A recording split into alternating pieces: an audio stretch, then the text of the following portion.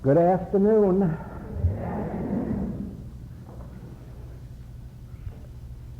If you stop to think of it, it's only about 9 months ago that I left you here, and in that time I've used up $7,000 worth of an $8,500 air ticket. You wouldn't imagine that in that short space of time you could cover quite so much territory. But we have.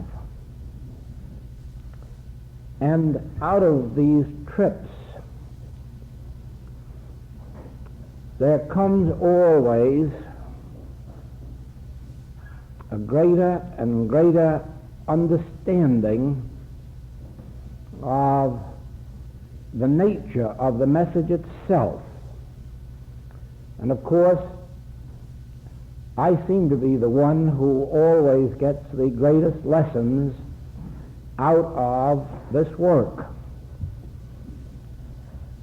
I'm sure I benefit more than anyone else does.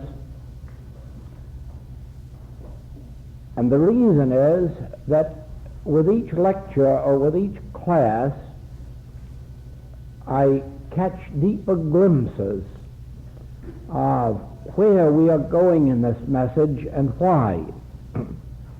One of the, shall I say interesting? Yes, it could be interesting. One of the most interesting points of the work has been watching students all over the world as they begin first of all to hear the message and then later show forth the fruitage of their study. It is an interesting thing to see what takes place as year after year a greater awareness of the principles are brought into our experience. And this applies especially to what I have witnessed this trip with some of the students who have been with us for anywhere from 5 to 8 years over in England and Holland. And watching the change that has taken place in their lives. Now, I realize that many people who are seeking for truth, who are seeking for some way of life, gather the impression that there is some quick way, some short way of overcoming all of their problems, that there is some kind of a message that you could read in books or hear from the lips that will quickly take you from the troubles of the material way of living into the harmonies of the spiritual way. And of course, this is the mistake that is made in every one of the Western countries. It isn't so in the East, where they understand the relative unimportance of time, and where they understand that the evolution of consciousness is one that takes place over a span of years. But in the West, where we have gone from 100 miles an hour by airplane to 1,500 miles an hour, 2,100 miles an hour, in only one short lifespan, we don't seem to have the time for the development of consciousness, and we expect actually that there is a way spiritually to do what we are doing materially and mechanically. in this one generation of ours, we have really spanned life from the horse and buggy age right up to the 2100 mile an hour age. And we have gone from, just in one generation, from lamplight and gaslight to all the modern lighting that we witness about us in this day. But when it comes to the spiritual unfoldment and spiritual progress, it is quite a different story. There, an element of time enters into the situation, and it is this element of time that our Western world seems unwilling, perhaps, to accept. Now, remarkably, it is possible for those who come to a spiritual teaching to have some of their problems quickly met, sometimes physical, mental, moral, or financial. Often these are very quickly met. But of course, even when they are, and even if all of our major problems were quickly met, we still would be no better off than we were before, except for a little temporary relief from the world's discords. Because regardless of what freedom we attain through the help of a practitioner or a teacher, we still have to evolve in our own consciousness in order to maintain that and to sustain it. And that is where really the mystery of the work comes in. Work such as ours, which does provide for helping the student to overcome their present physical, mental, moral, or financial difficulties, nevertheless does not have this activity as its goal. The goal of this particular message is spiritualization of consciousness, the attainment of that mind which was also in Christ Jesus. We in the Western world have many names for that. We speak of the mind that was in Christ Jesus, or we speak of spiritual consciousness, or Christ consciousness, or transcendental consciousness. In the East, they understand this same goal of the religious life, and they call it the attainment of Buddhahood, or the Buddha mind, or Buddhi. But it all means the same thing, just as to receive enlightenment in the East or in the West, the result is exactly the same. And this is the point that I would like you to see at this moment, that the goal of all religious work should be enlightenment, spiritual enlightenment, the attainment of spiritual light. When it comes, it comes as a transcendental state of consciousness. And it is this, the attainment of the transcendental state of consciousness, that really constitutes the activity and teaching of the infinite way. The first question that would naturally arise in any seeker's mind is, what is the transcendental state of consciousness, and what function does it perform in our experience.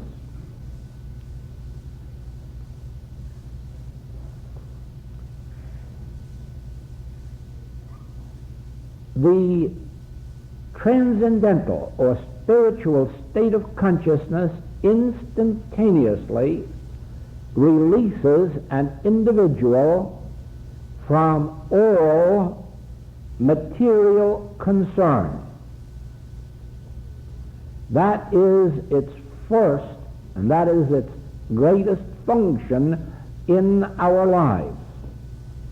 It releases us from fear. It releases us from doubt. It releases us from concern over what we shall eat or what we shall drink or wherewithal we shall be clothed.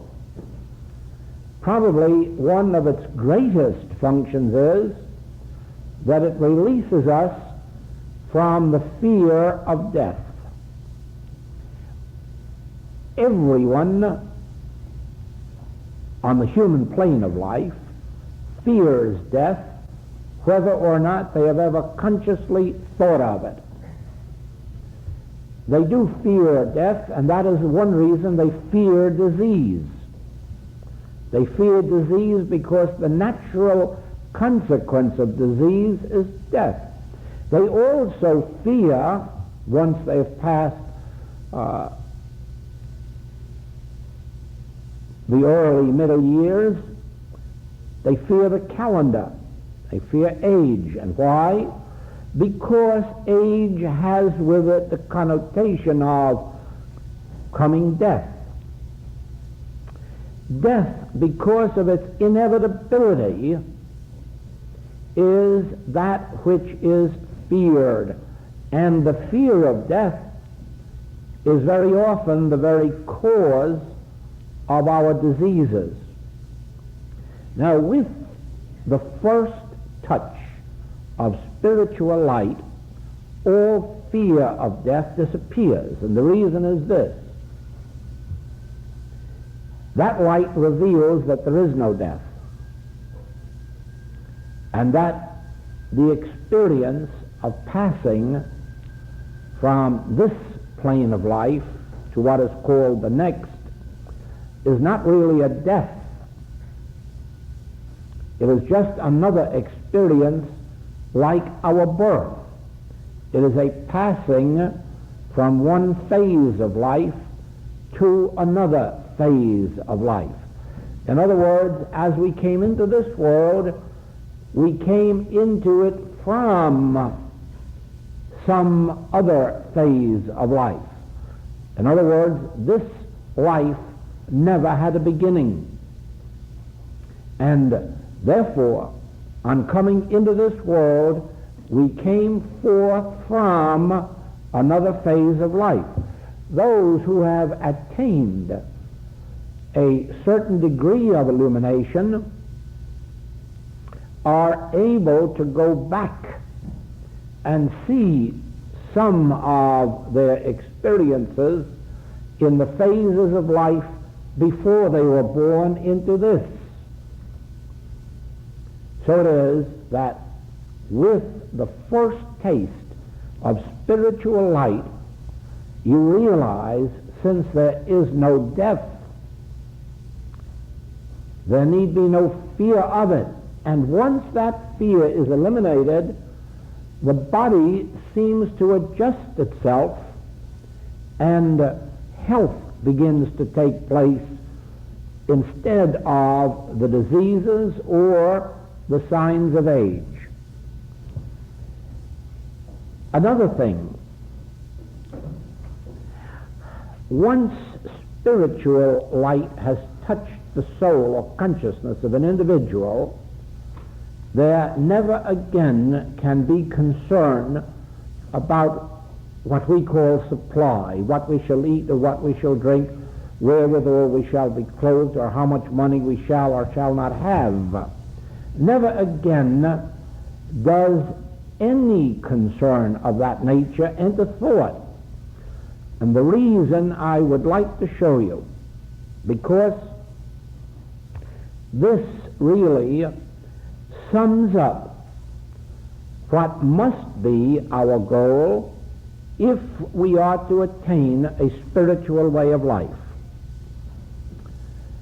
In our ordinary human life, our concern is always for things or persons or conditions.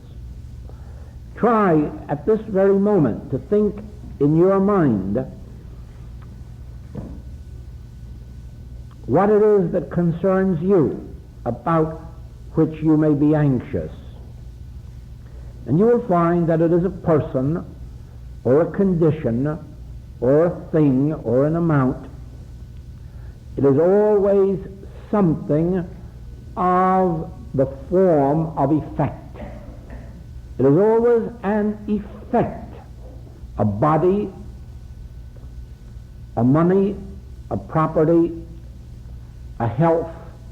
Always it is an effect. That is what concerns us. Now, take the next step and see if, as a human being, you can't see that what we are always doing is striving for something, or for some person, or for some condition. Always our strife and our struggle is to attain something.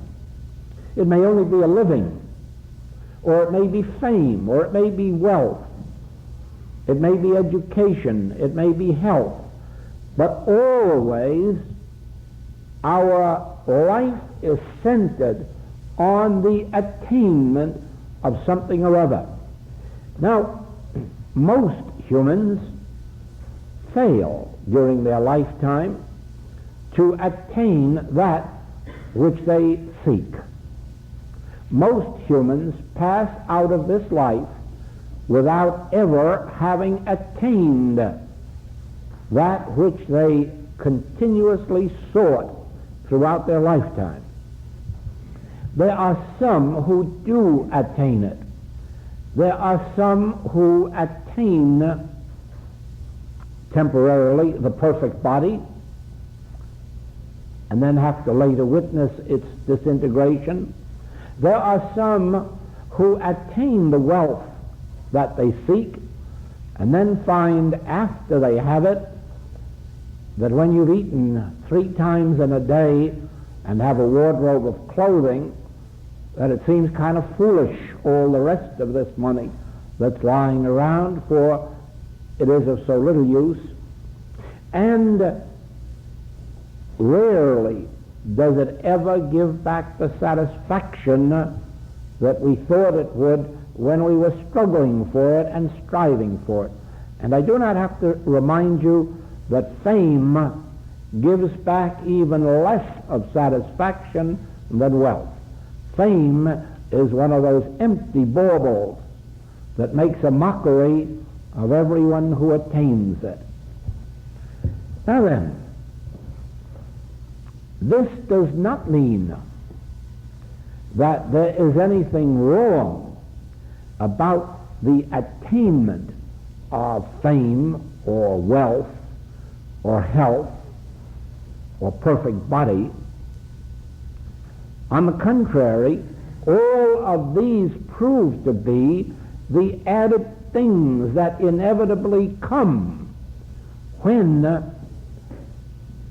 our first and major concern has been worked out on the spiritual plane. In our spiritual way of life,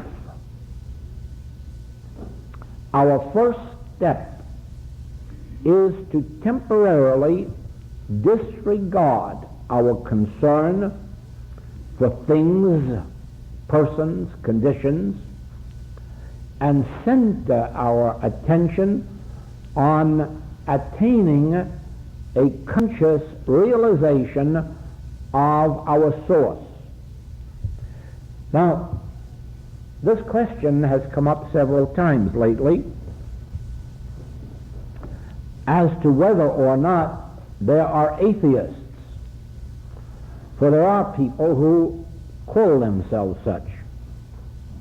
But with a long lifetime behind me and many millions of miles of travel into every part of the world, I can tell you that there is not a single atheist on the face of the earth, and there never has been one.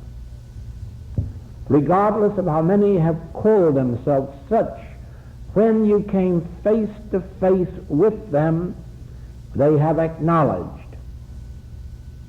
that there is something that makes it inevitable that apples must grow on apple trees and not pineapples.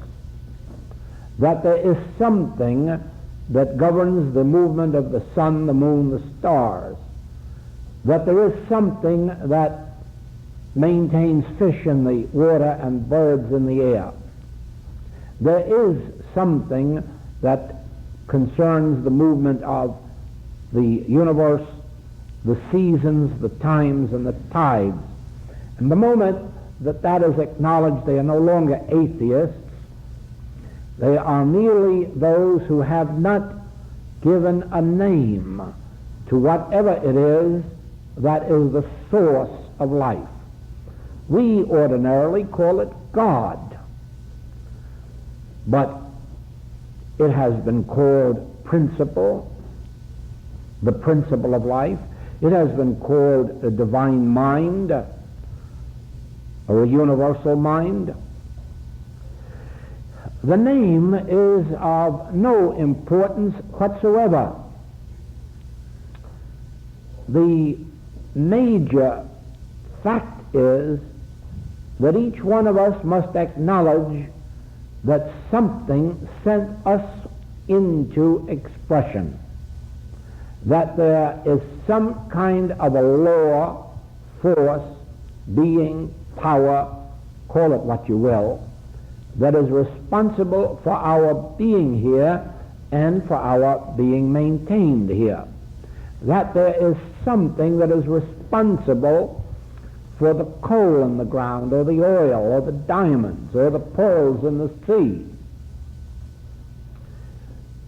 Once we acknowledge this, we acknowledge a source of life. Now,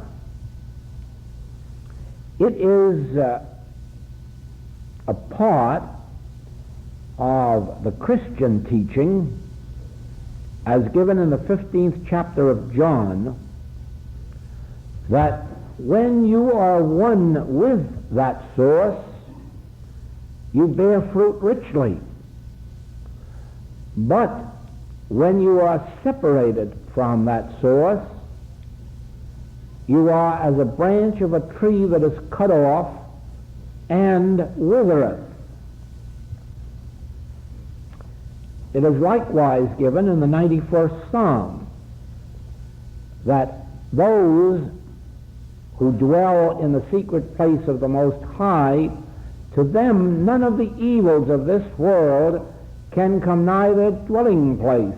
Although 1,000 may fall at your left and 10,000 at your right, it is not to come nigh the dwelling place of those who have made God, or the source of life, their dwelling place. Again, indicating to us that our abiding in, or our oneness with our source, is that which separates us from the evils of this world and maintains in our experience the harmonies of heaven, grace, good. Now, in my own seeking,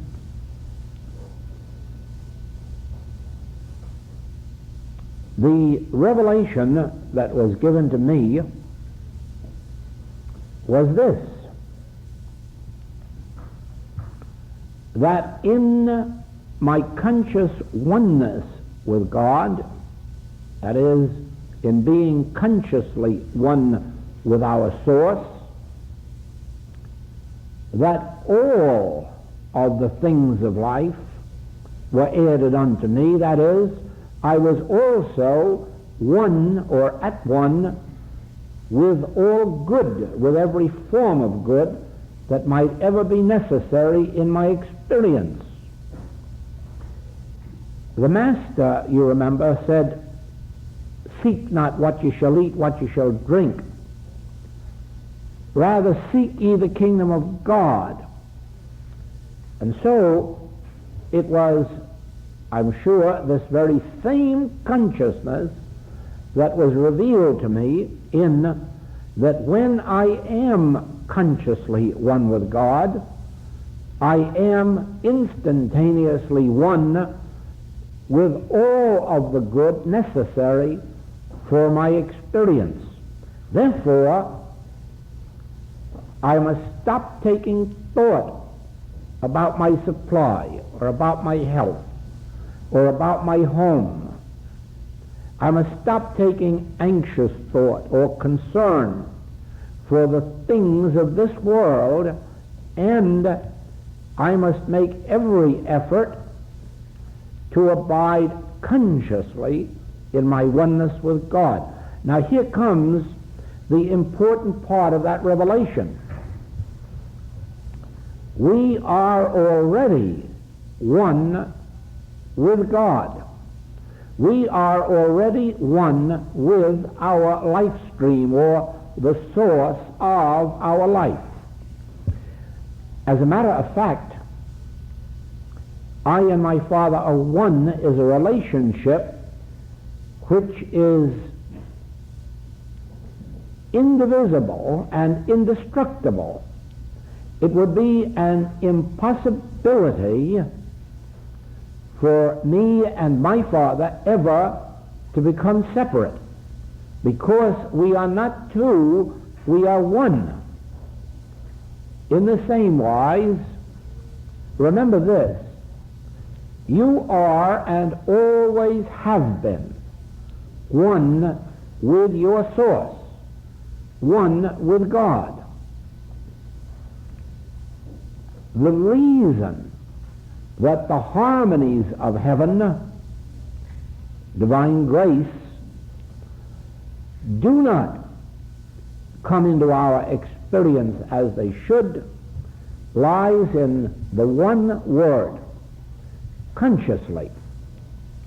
Consciously. Nothing can enter your life except as it enters through your consciousness. I give you this as the greatest law, the greatest discovery or unfoldment or revelation that has ever come into my experience. This: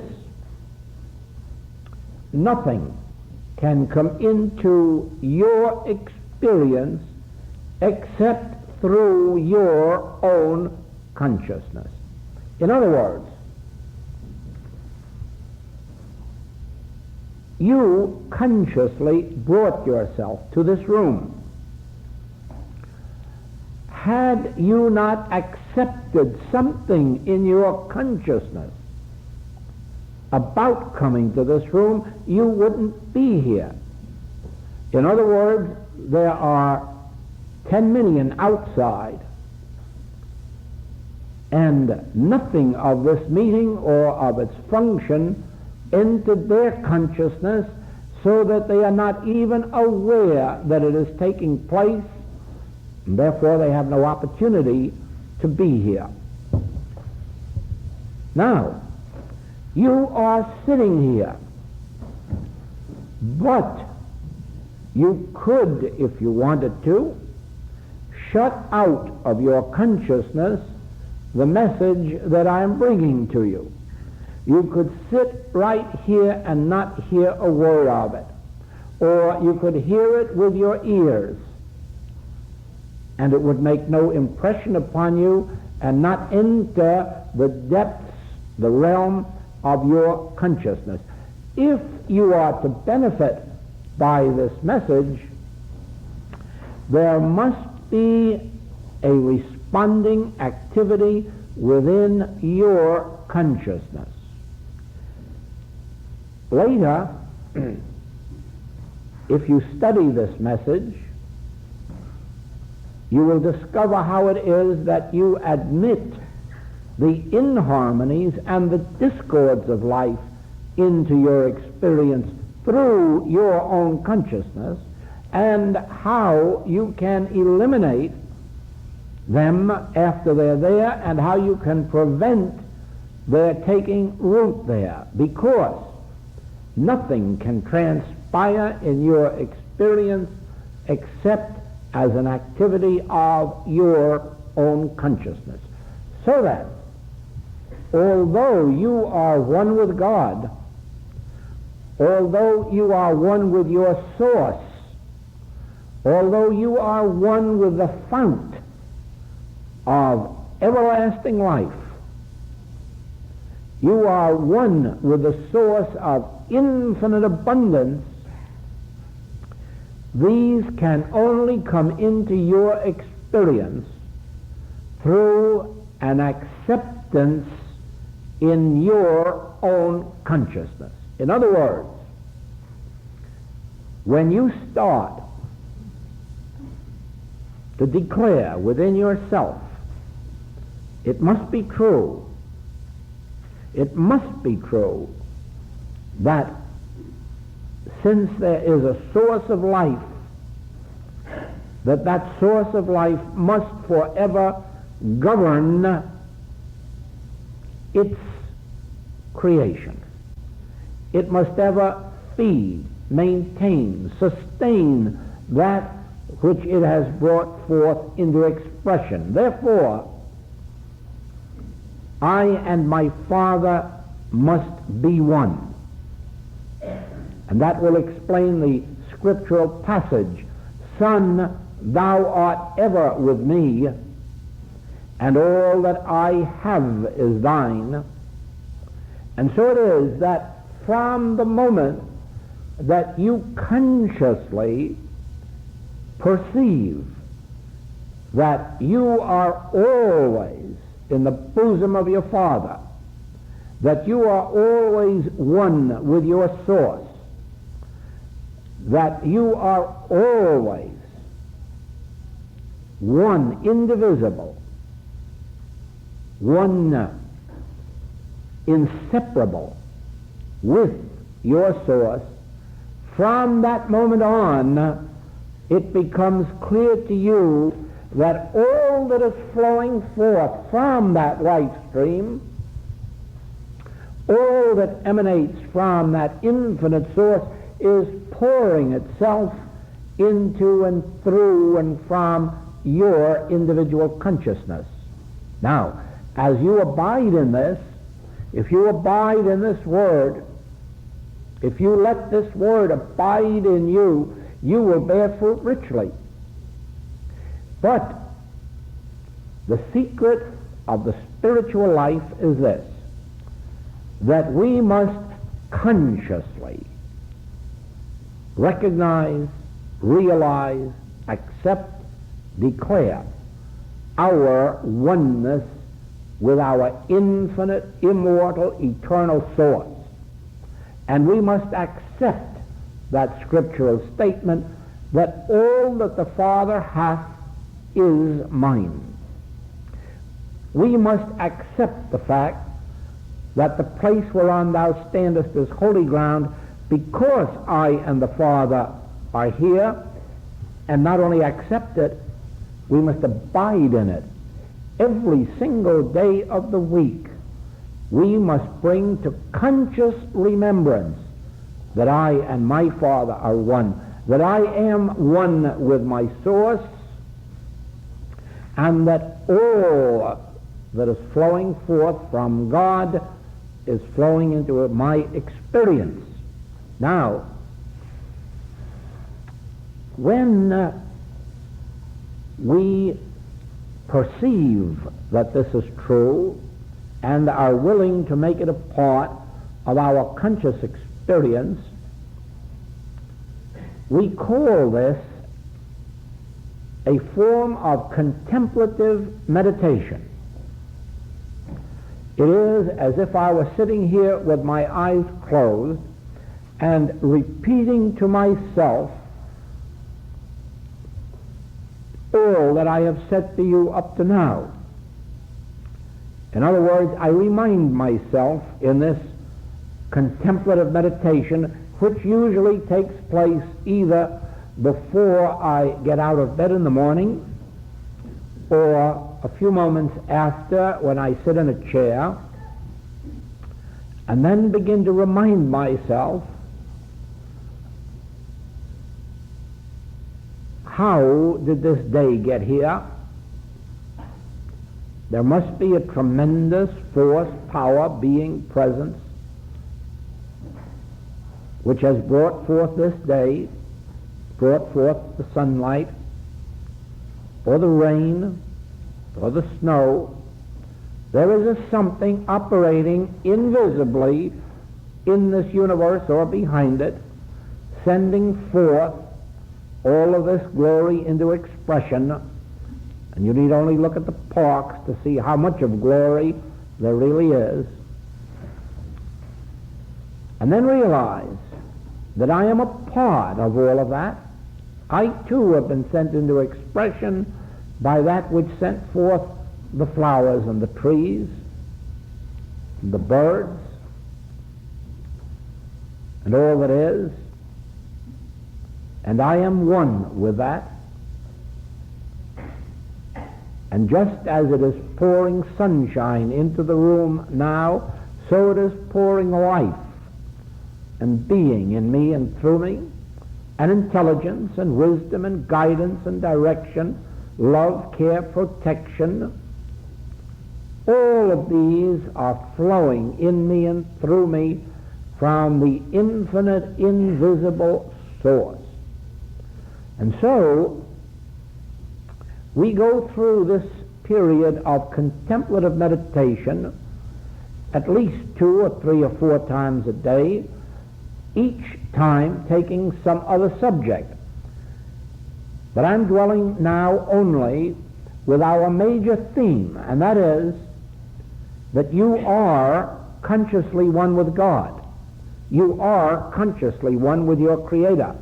You are consciously one with the source of your life.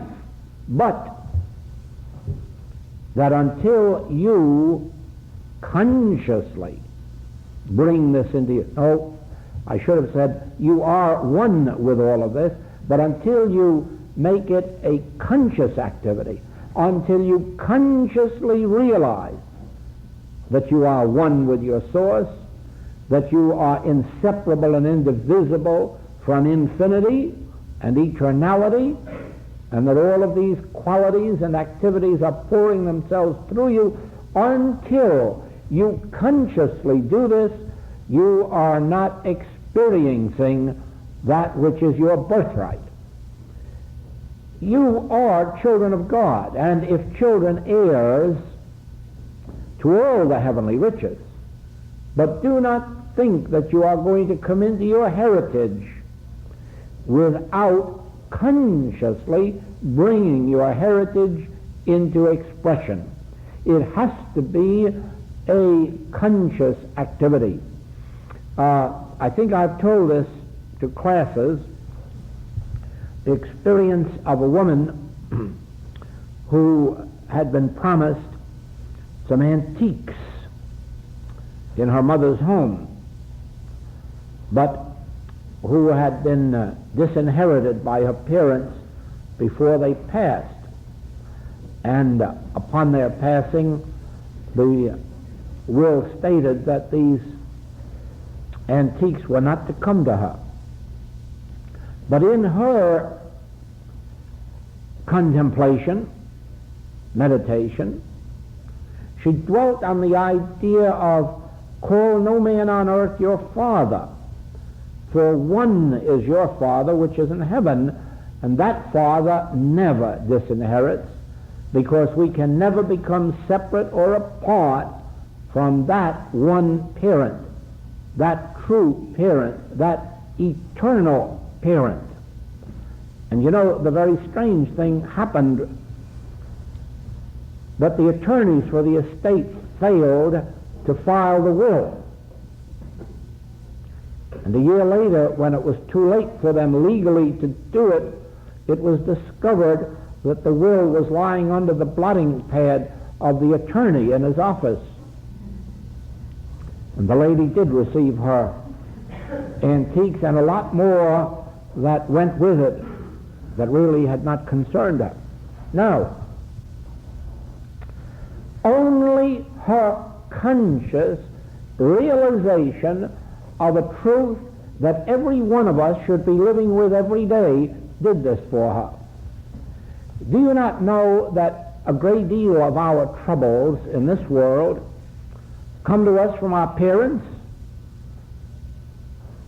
Of course, we have joys with them too, but most of our troubles come from them because we inherit our mortality from them. We inherit the belief of, all of the race-conscious beliefs.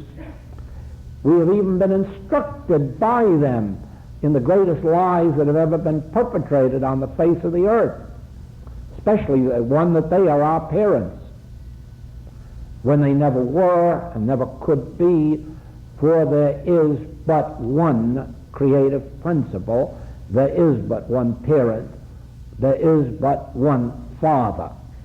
And until we come into the conscious recognition of that, there's no wonder if we have inherited diseases or inherited traits, inherited qualities which we would like to get rid of and which we never will get rid of until we disinherit our parents as parents and begin to look upon them as our best friends.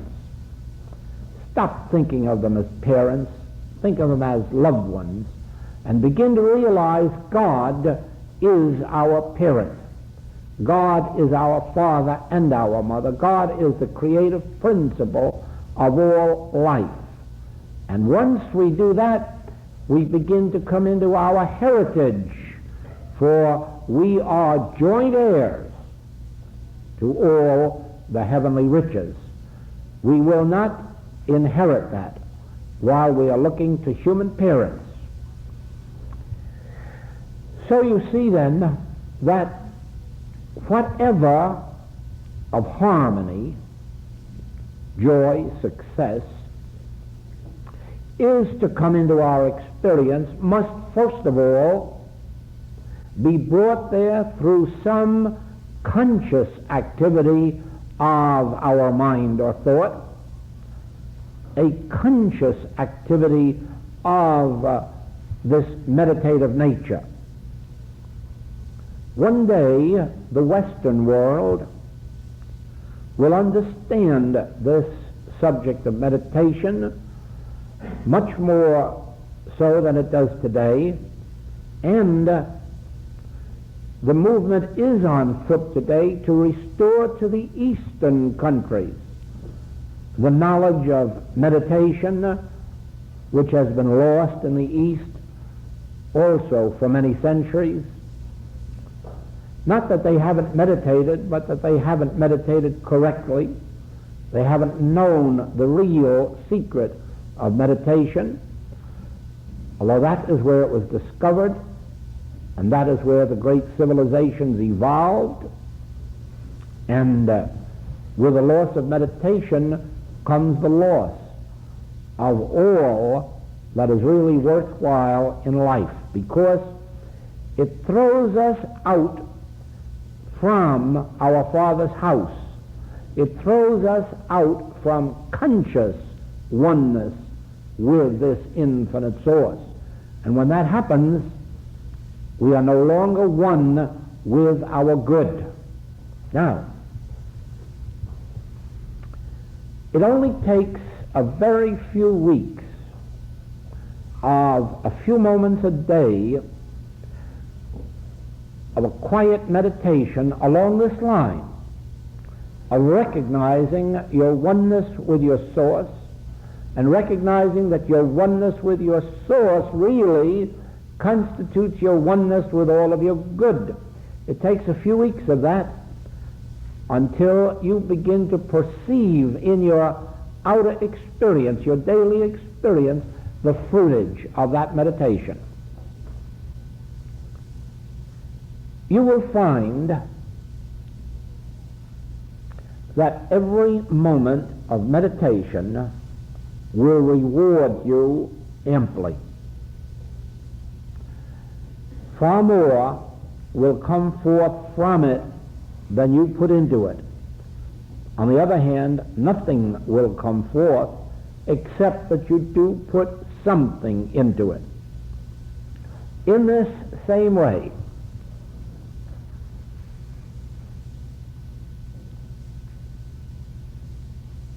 and this follows the same principle that whatever is must be consciously realized. The presence of God is right where you are.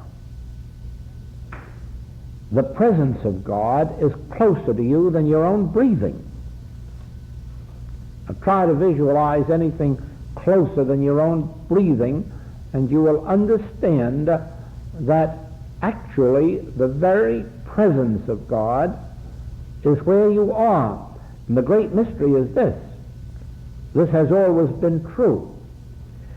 When you are in the depths of a disease or sin or lack, at that very second the presence of God was as available to you as it was to Moses when he was leading the Hebrews out of slavery, as it was to Elijah when he was finding cakes baked on the stones, or a widow furnishing him with food.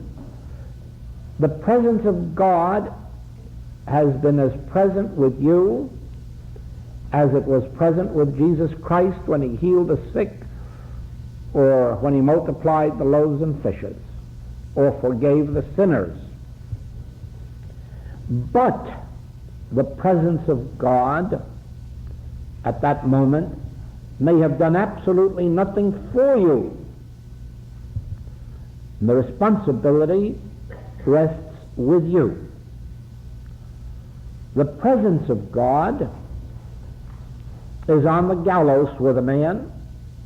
The presence of God is on the battlefront where death and destruction is taking place. The presence of God is in every accident that ever takes place anywhere on the globe. But the presence of God is of no avail to anyone except those who are dwelling in the conscious awareness of this truth. In other words, those who abide morning to night and night to morning in the realization that where I am, God is, that the presence of God is closer to me than breathing, that I and my Father are inseparable and indivisible because we are one, that if I mount up to heaven I will find God. I won't find God up in heaven, I'll take God up in heaven. If I make my bed in hell, I will find God, not because God is in hell, but because I will take God with me. And if I walk through the valley of the shadow of death, I will find God, because where I am, God is. And where God is, I am, because we are inseparably, indivisibly one. Those who abide in this consciously find, when any form of evil comes nigh their dwelling place, that it dissolves and disappears. This is the secret of the mystical life. This is the secret of the spiritual life. It is all embodied in that one word, consciously. Those who consciously know the truth are those who experience truth, because truth is present whether or not you know it. 2 times 2 are 4, even in the presence of those who do not know it. But 2 times 2 is 4 must be consciously known to benefit one. So with this. It is for this reason that in our work we have provided as the foundational studies the practice of the presence, the book Practicing the Presence, and the book Art of Meditation, for all of our work must necessarily be founded on this ability to consciously meditate, to consciously practice the presence of God until we go to sleep with God in our thought. We awaken in the morning with God in our thought. We go forth from our home with God in our thought.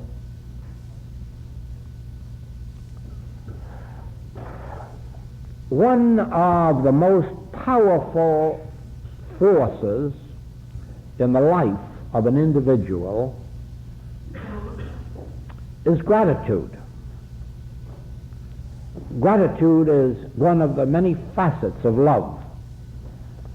And gratitude plays a far greater part in our experience than you can know if you know the nature of gratitude. Now, the mistake of the people of this world is that they are grateful for the good that comes to them. They are grateful for the bread on their table. Few realize how much time they waste saying grace when their grace is gratitude for the bread on their table. It's a waste of time. Gratitude has nothing to do with gratefulness for the good that comes to you.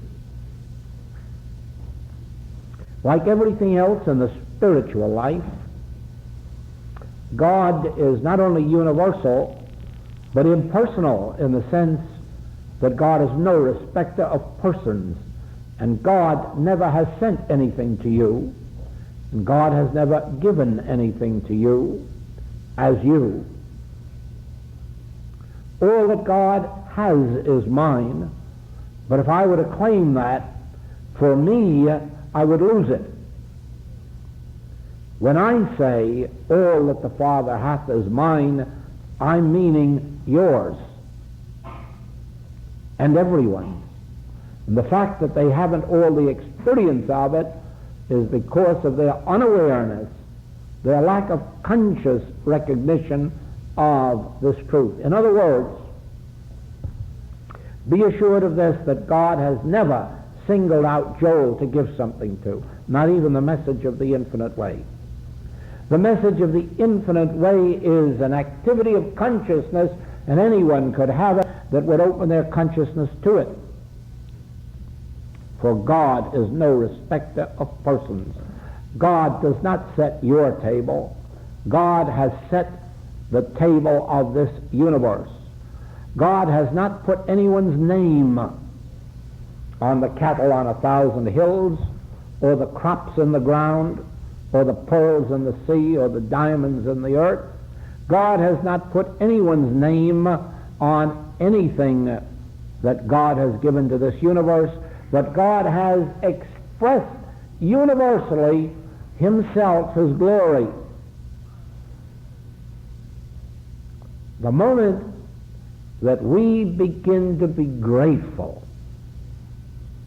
that God's in his heaven, our lives begin to change. The moment we begin to be grateful that crops are in the ground and all of the other riches that are in the earth, the moment we begin to be grateful for all of the good that God has provided in this universe, and stop thinking in terms of me and mine, rejoice in the universality of God's good. Rejoice and be grateful for the riches that are upon the face of this earth. Then everyone who opens their consciousness to them receives them. Not because God sent them to me or to you, but because God sent them. Just God sent them. And not in the sense of sending either. Really, all of the good in this world is itself the presence of God. The presence of God appears as food and clothing and housing and raiment. It is all the presence of God. And when we begin to express gratitude for the presence of God on the face of the earth, we are then filling our souls, our mind, our hearts with love. With love.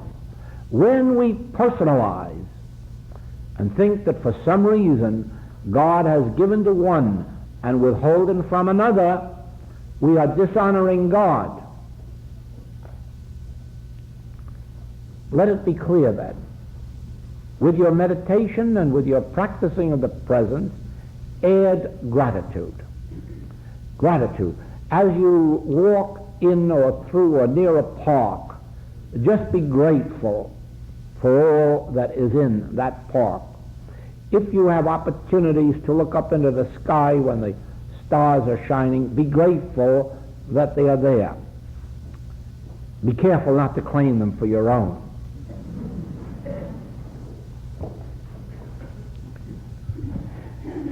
It is in this wise, then, that the blessings of God reach man through an activity of consciousness, through an activity of your consciousness, through you consciously knowing the truth, praying without ceasing. You see,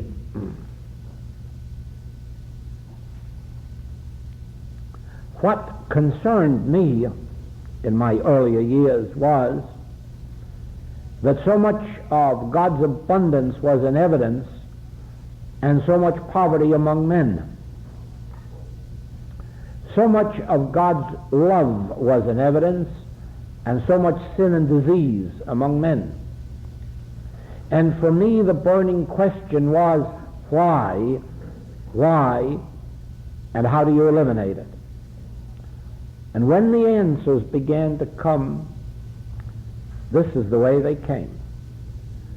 That only through our conscious awareness, through our conscious acceptance of God's grace, through consciously living in this realization of God's presence, do we eliminate from our experience those things that do not belong there, and we bring into our experience those things that are ours by divine right.